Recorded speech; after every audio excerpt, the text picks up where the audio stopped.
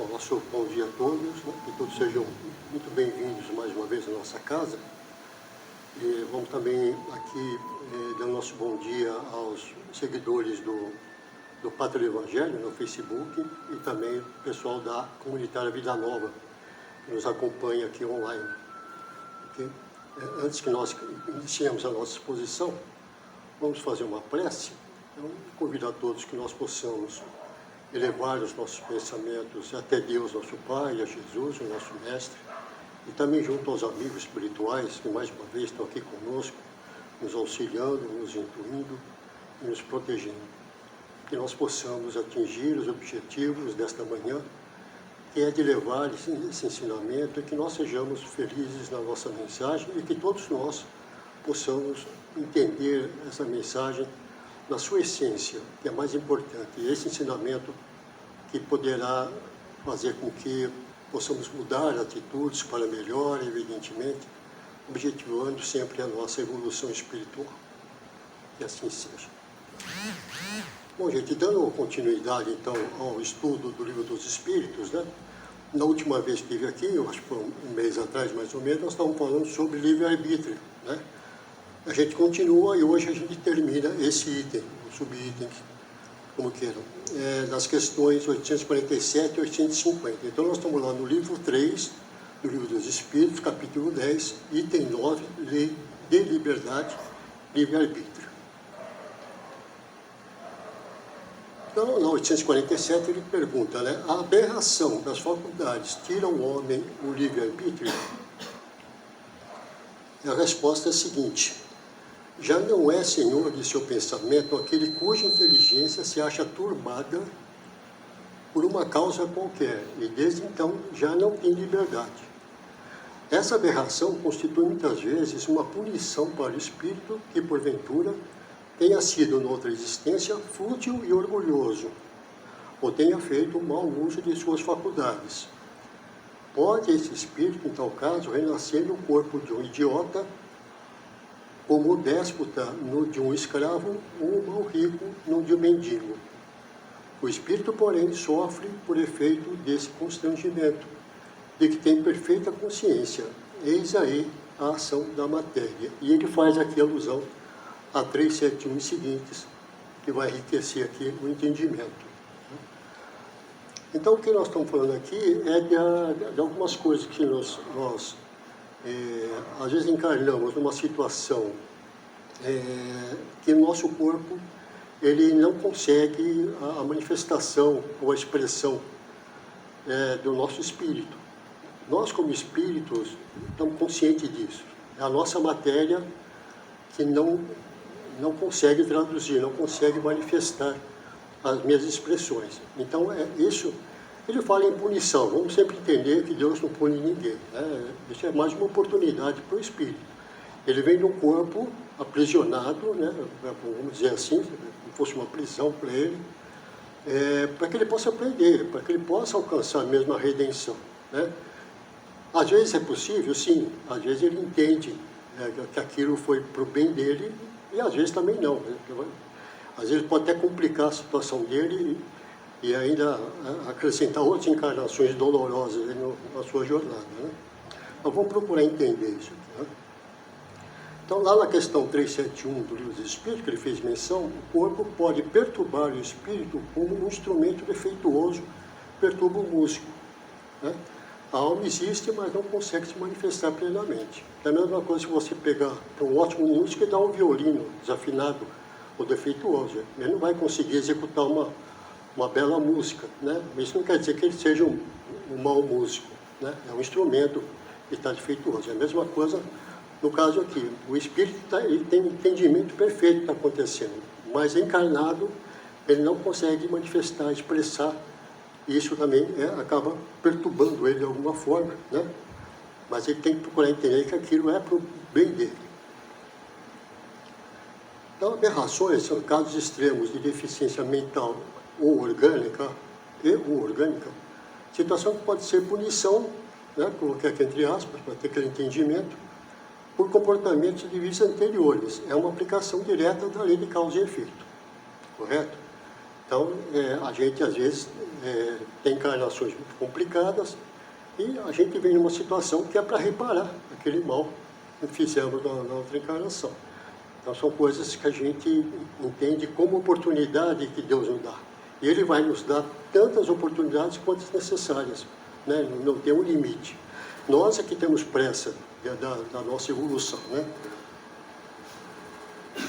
Então, o sofrimento consciente, que a resposta menciona, é, aliás, o germe da redenção. Ele implica que a consciência moral permanece intacta e que a alma, mesmo no mais profundo constrangimento físico, continua a sua lenta obra de purificação, né? Então, como eu disse, o espírito tem essa consciência, né? Mas esse constrangimento vai fazer com que ele progrida, né? Então, é que ele fala aqui, continua a sua lenta obra de purificação, né? Então, ele vai, se ele compreender essa encarnação, ele passa mais de uma etapa, senão ele vai passar por outras encarnações até que ele possa aprender, entender, né? Cair a ficha dele. Na 848, que ele fala, servirá de escusa aos atos reprováveis o ser devido à embriaguez, à aberração das faculdades intelectuais? Ao que eles respondem, não é escusa, não é desculpa, né? Porque foi voluntariamente que o ébrio se privou da sua razão para satisfazer as paixões brutais. Em vez de uma falta, comete duas. Para entender aqui. Então, o argumento central aqui é a voluntariedade. No caso aqui, ele se impôs uma aberração, no caso aqui do exemplo da embriaguez, né? Na questão anterior, vimos que a aberração involuntária das faculdades, como na idiotia ou na loucura, limita o livre-arbítrio, diminuindo ou eliminando a responsabilidade, né? Então, veja, a gente pode falar, mas como involuntária, né? O espírito não pede, às vezes, eu possa reencarnar daquela maneira. Veja, nem todos, né? Isso é uma espécie de merecimento, né? Se a gente tiver condições morais de chegar lá, reconhecer tudo o que fizemos, né? Aí nós vamos colaborar com aqueles espíritos para o nosso planejamento reencarnatório, né? Agora, há casos que a imperfeição, a rebeldia é tamanha que esse espírito não tem essa condição. Então, é imposto a ele uma reencarnação compulsória. Isso acontece, né? Mas, se nós tivermos a graça de ter essa consciência e poder pedir isso, é uma bênção, é um caminho muito grande de andar, né? Então, essa não é bem involuntária, né? Agora, no caso aqui, é voluntária. Então, aqui o raciocínio se inverte, o indivíduo escolheu livremente se intoxicar, exercendo o livre-arbítrio precisamente para anular o livre-arbítrio, né? Então, veja, ele usou do livre-arbítrio para se livrar das escolhas, né? Mas ele não se livra, porque os atos que ele cometer naquele estado de embriaguez, ele vai ter que responder. Ele não pode culpar, era bebido, ou estava bêbado, coisa que o vale, né? Então, de alguma maneira, ele vai ter que responder, se não é agora, é depois. Uma hora ele vai ter que acertar isso. Então, quando Kardec aconselha o combate às más inclinações, está se referindo às paixões como forças que o espírito encarnado deve aprender a dominar.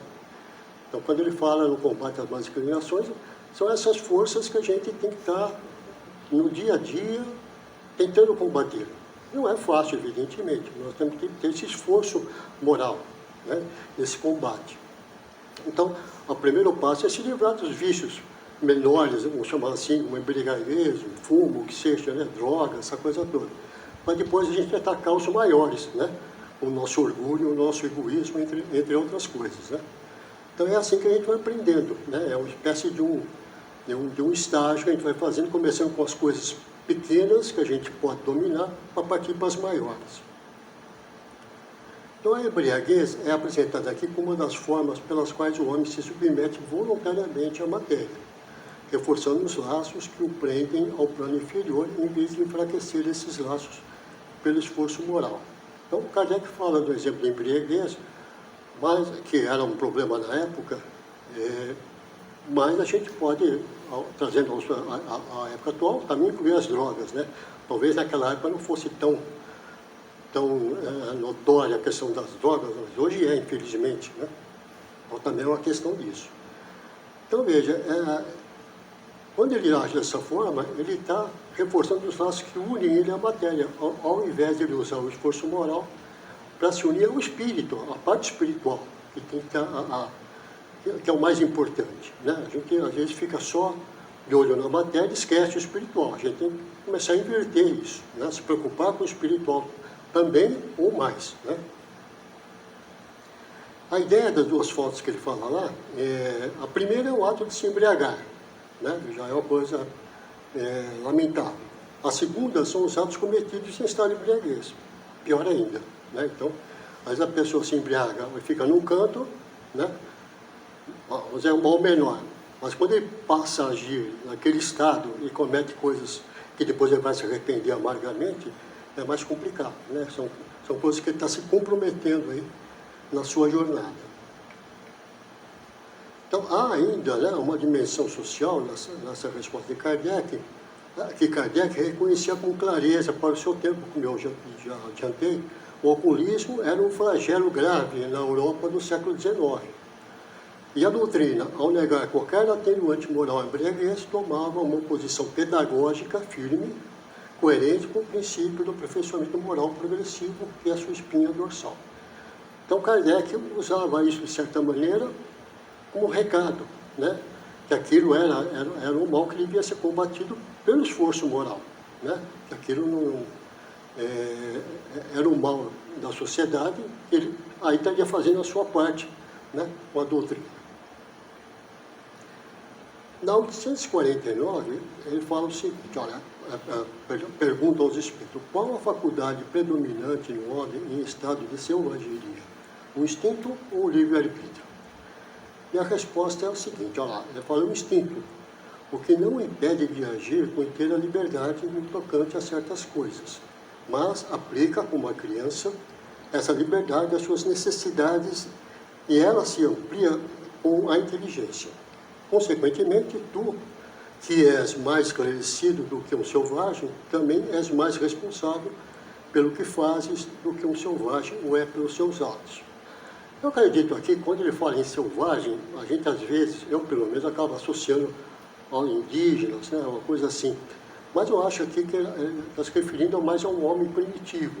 Né?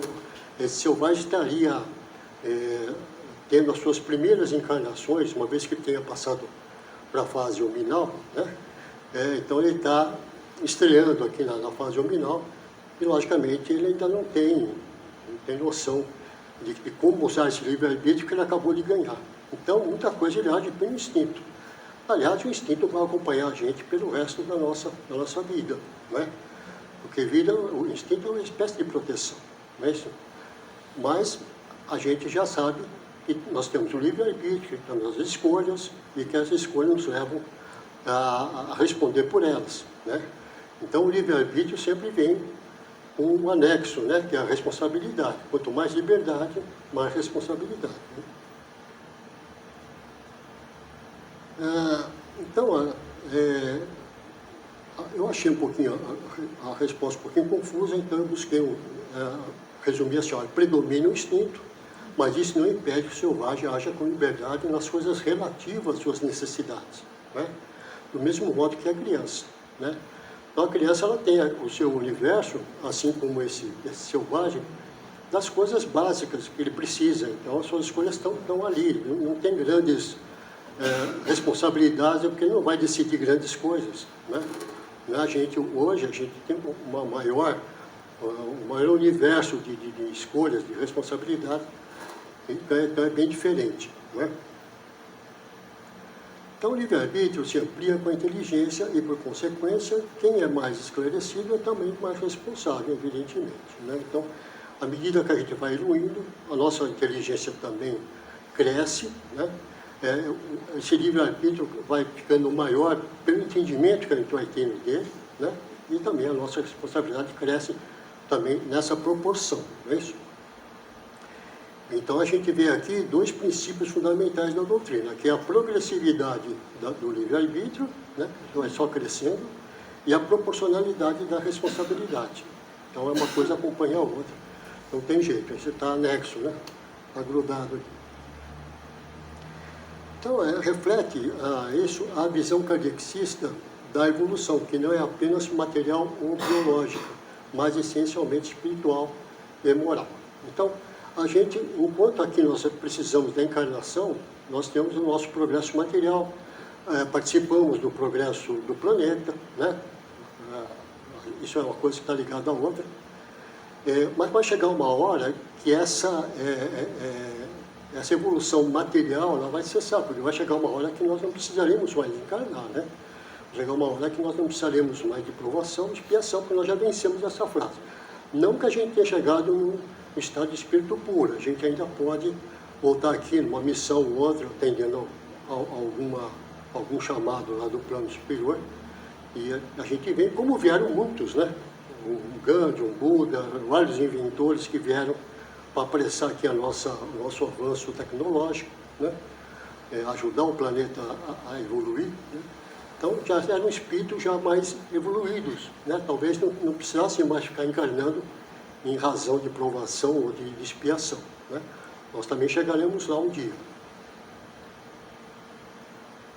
Então, quando ele fala essencialmente espiritual e moral, é porque uma hora só vai ser espiritual e moral, né? Por enquanto ela faz parte, mas faz parte junto com o material. Essa evolução ainda para nós aqui é necessária. Então, o ser humano em estado de selvageria representa, do ponto de vista espiritual, um espírito que ainda em estágio inicial de encarnação na esfera humana. Então, como eu disse, ele está estreando aqui na Terra como homem, né? Nessa fase hominal. Então, ele tem toda uma atenuante, né? Porque não tem o entendimento, não sabe ainda utilizar o livre-arbítrio, né? Muita coisa ele vai agir por instinto mesmo, mas isso vai mudando, né? Com a evolução, isso vai se modificando.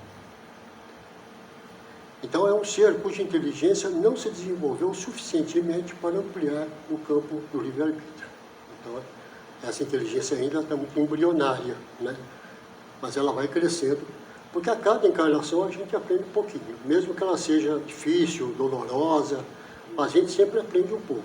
Mas está em nós aprender mais, aproveitar mais a encarnação, né? Então, por exemplo, hoje que nós estamos aqui nessa encarnação, já conhecemos a doutrina espírita, é uma coisa que nós não podemos deixar passar, né?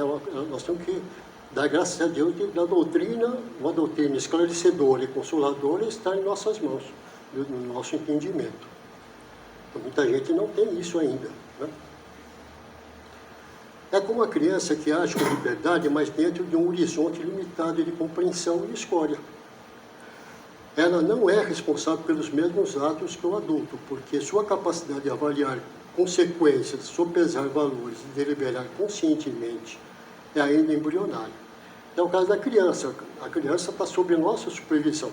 Então, a criança vai gatinhar e vai colocar o dedo na tomada, ou você estaria alerta, ou você usa algum aparato para evitar que ela tome um choque. Né? A mesma coisa, fala assim, olha, fogo, né? Vai queimar o dedinho, essas coisas todas. A criança é inconsequente, para ela é uma novidade, né? Na verdade, não é uma novidade, ela está sendo relembrada, né? Porque ela é um espírito ali já, também mais ou menos velho, né? Mas logicamente está passando pela fase da infância, que todos nós passamos, né? Então, é mais uma questão de estar lembrando essas coisas, né? Porque se não fosse assim, ela teria que começar do zero, aprender tudo do zero, mas ela traz isso com uma ideia inata, né? no seu consciente, né? Ou subconsciente. Então, na questão 218 do Livro dos Espíritos, afirma-se que o espírito adquire conhecimento e experiência a cada existência. Então, esse conhecimento a criança tem, o espírito, né, que está na fase da criança, ele tem. Porque é um conhecimento que a gente adquire, não perde, não se perde esse conhecimento, né? Então, quando a gente volta, a gente passa a infância, a gente vai retomando todo esse conhecimento, e a partir de 7 anos, a gente vai fortalecendo isso, até passar a fase adulta, aí já estamos completamente já aptos, né, a viver essa vida com esses conhecimentos que muitas vezes ainda a gente tem intuições, tem inspiração, mas a gente ainda não sabe bem, né? Então, o mais ignorante de hoje pode tornar-se o mais sábio de amanhã, evidentemente. Né? Você pega o espírito, hoje está numa fase muito ruim, não sabe nada e tal, mas nada pode nos negar que ele será um sábio amanhã, no futuro, evidentemente, né? Porque todos nós progredimos de alguma maneira. Então, a selvageria não é uma condenação permanente, claro, mas um estágio transitório na longa jornada do aperfeiçoamento. Então, é uma coisa que aconteceu com todos nós. Nós já passamos aqui por um planeta primitivo, com certeza. Hoje nós estamos num planeta de provas e expiações. Já foi um grande avanço, né? Só o fato de estar na fase nominal, nós já andamos um bom trecho, né? Talvez não tenhamos alcançado 1/10 da nossa jornada, mas já deixamos um bom caminho para trás, né? Em 1850, ele pergunta o seguinte: olha, a posição social não constitui, às vezes, para o homem, obstáculo à inteira liberdade de seus atos? Aí ele fala o seguinte: é fora de dúvida que o mundo tem suas exigências. Deus é justo e tudo leva em conta. Deixa-vos, entretanto, a responsabilidade de nenhum esforço empregares para vencer os obstáculos.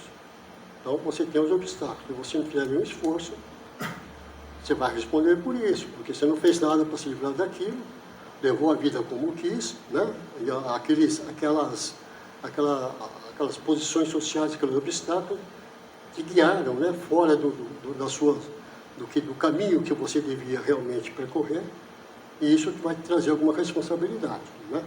Mas vamos procurar entender melhor. Então, essa questão toca numa tensão que todo ser humano socialmente condicionado reconhece. Até que ponto as pressões externas, né, de classe, de cultura, de convenção social, limitam genuinamente a liberdade de agir segundo a consciência. Então, muitas vezes, a gente dá algumas desculpas porque nós damos muita importância a uma posição que nós tenhamos, social, de cultura, sabe? Então, a gente fala, não agir assim porque vai ficar mal com fulano, sabe? Essas coisas. Então, a gente dá mais importância, às vezes, à sociedade, né? A gente, às vezes, dá muita importância ao que o outro vai dizer pelas nossas ações, né? E a gente devia agir livremente, né? Assumir uma posição, não. Eu sou espírita, né? Muitas vezes a gente tem vergonha de falar que é espírita, né? Então é complicado. Eu tenho uma história nesse sentido, que fica para outra ocasião. Mas a gente aprende com isso, né? Tudo é aprendizado, né? Então, a doutrina não nega a realidade das pressões sociais, né? É fora de dúvida que o mundo tem suas exigências, como ele disse na resposta, mas também não as aceita como desculpa absoluta, né? Tem as exigências, né? Mas isso passa a ser uma provação. Às vezes nós escolhemos estar naquela classe social, não importa se é rico, pobre, não importa, mas que é uma prova, você tem que vencer aquilo, né? Então, a chave está na expressão: deixa-vos a responsabilidade de nenhum esforço empregados para vencer os obstáculos. Então, é sempre uma escolha, né? Então, está em você o esforço para vencer aquilo. Se você não fizer nada, nada vai mudar, né? E você pode voltar numa situação, às vezes, pior, para consertar isso, né? De alguma maneira. Você poderia ter passado por esse obstáculo, apesar de difícil, mas não fez nenhum esforço, aí volta numa situação pior ainda, né? Então, às vezes é complicado. Então, o esforço para agir, apesar dos obstáculos, será observado, mesmo que não atinja os propósitos plenamente, e será melhor recompensado do que aquele que nem tentou. Então, eu tenho obstáculos, eu luto contra ele, né? Às vezes ele me impede, de alguma maneira, né, de não conseguir, por vários fatores, né? Mas eu tentei, eu fiz um esforço, isso é reconhecido. Então é bem melhor o meu esforço, embora não tenha atingido plenamente os meus propósitos, do que aquele que nem tentou, aquele que não se esforçou, né? Então, a gente está sempre, Deus está sempre vendo as nossas ações e vai estar julgando. Por exemplo, eu tive um esforço, aí tem um atenuante, né? No Evangelho segundo o Espiritismo, a gente encontra lá o seguinte: que as provações, incluindo as sociais, não são obstáculos ao progresso, são, ao contrário, os meios pelo qual o espírito desenvolve coragem, discernimento e virtude. Então, são sempre provas, né? Muitas vezes a gente escolheu aquilo, né? Para que a gente pudesse aprender, para que a gente pudesse reparar algum mal feito, essa coisa toda, né? Então, são sempre provações que a gente tem que vencer e a gente vai aprender com isso. Então, a posição social desfavorável pode ser ela mesma parte de uma missão ou de uma prova escolhida pelo espírito antes de encarnar. Então, às vezes, você nasce numa posição desfavorável, né, miserável, uma coisa assim, mas às vezes você está no meio, às vezes pobre, uma comunidade pobre, você está ali com uma missão de auxiliar aquela comunidade, de alguma maneira, né? Ou não, isso pode ser uma prova mesmo, né, uma expiação, e você tem que, de qualquer maneira, trabalhar isso para vencê-la, né? Então, Deus não pede ao mendigo o mesmo que pede ao rei, evidentemente, né? Nem ao analfabeto o mesmo que ao doutor, mas pede a cada um o máximo de esforço possível dentro de suas condições. Então, Deus nunca vai exigir o que você não pode dar, né? Então, vai estar dentro das suas condições. Você não vai pedir 1 milhão para o mendigo, ele vai poder, ou para o pobre, você colabora aqui com R$1, pode, você vai pedir 1 milhão, ele fala, você está de brincadeira, né? Então, você vai pedir para o rico pode te dar 1 milhão. Então, as coisas são muito relativas, né? Então, agora, o que Deus está pedindo? Que você faça o máximo dentro da sua condição, do que você pode, porque todos nós podemos, né?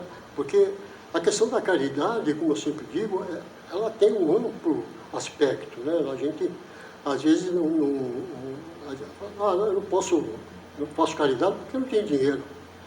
Que é isso? Você pode colaborar de várias formas e a caridade está relacionada com os nossos relacionamentos, né? Com a nossa vida de relação. Então, você está fazendo caridade na sua casa, quando você tem paciência, quando tem aceitação, quando você compreende aquela situação, às vezes ruim, e você colabora para que aquela paz realmente possa permanecer na sua casa. Então, tudo isso é caridade, né? E vai por aí afora, né? Então, a doutrina diz, sim, há obstáculos reais, mas não te acomodes a eles sem lutar, né? É o que eles recomendam. O esforço moral é sempre possível, ainda que em graus variáveis. E é esse esforço, não o sucesso exterior, que mede o progresso espiritual real. Então, às vezes você tem obstáculos, mas você, em vez de lutar contra eles, para que você possa progredir espiritualmente, você usa eles para o seu progresso material. Então, você acaba tendo esse sucesso material, mas esse sucesso material não vai te levar a lugar nenhum, né? Vai servir aqui, né? Agora, o que vai medir mesmo o progresso real espiritual é o seu esforço moral, né? Fora disso, mais nada. Na conclusão, nós vimos nesse item, livre-arbítrio, que o fio condutor é a lei de causa e efeito funcionando com perfeita equidade. Nenhuma circunstância mental, social, cultural ou histórica elimina inteiramente a responsabilidade moral, mas todas são levadas em conta por uma justiça que Kardec sempre descreve como infinitamente mais sábia e misericordiosa do que qualquer concepção humana de julgamento, né? Então, a gente tem sempre que levar em conta a lei de causa e efeito, ela eu chamo que ela é implacável, né? Porque a gente vai fugir dela, né? A gente pode ir empurrando com a barriga, uma hora a gente vai ter que prestar conta daquilo que aprontamos um dia, né? E a questão da misericórdia, da justiça divina, é que nós estamos julgando uma justiça perfeita, né? A justiça dos homens aqui, coitado, é precária, muito fraca, né? E às vezes se comete muita injustiça, na verdade, né? Mas a justiça divina não, ela é perfeita e ela está aí para o nosso bem, né? É ela que vai nos apontar os caminhos para que a gente possa estar evoluindo, correto? E No nosso próximo encontro, talvez daqui a um mês, a gente vai falar sobre fatalidade, que é o próximo subitem aqui desse capítulo, tá bom? Então, era o que eu tinha para hoje. A gente vai então agora partir para a nossa segunda parte. Então eu peço a todos que nós possamos aproveitar esse momento para mantermos em vibração, colaborando com a sala de passos, e também aproveitar o momento para que possa vibrar com algum parente, algum familiar que esteja necessitado, doente, hospitalizado, que a gente aproveite essas boas vibrações, tá bom?